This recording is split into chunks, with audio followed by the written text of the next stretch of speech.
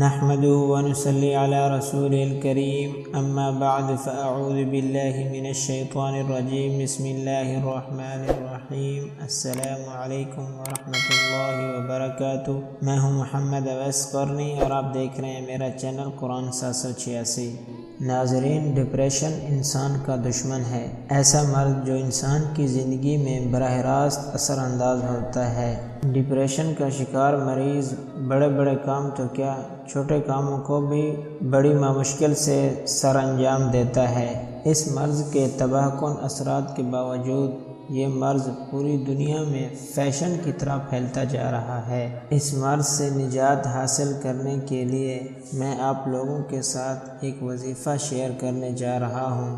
وہ وظیفہ نہایت ہی پاورفل وظیفہ ہے اور آزمایا ہوا وظیفہ ہے۔ اس وظیفہ کو کرنے سے انشاءاللہ تعالی اللہ تبارک و تعالی اس شخص کو ساری زندگی اس مرض سے نجات عطا فرما دیں گے، اور وہ وظیفہ یہ ہے، جو شخص ڈپریشن کا شکار ہے وہ صبح طلوع آفتاب کے وقت کسی اونچی یا کھلی جگہ چلا جائے جہاں سے سورج نکلنے کا وہ مشاہدہ کر سکے۔ جس وقت سورج نکلتا ہے اس وقت اسے 1-2 منٹ تک دیکھا جا سکتا ہے۔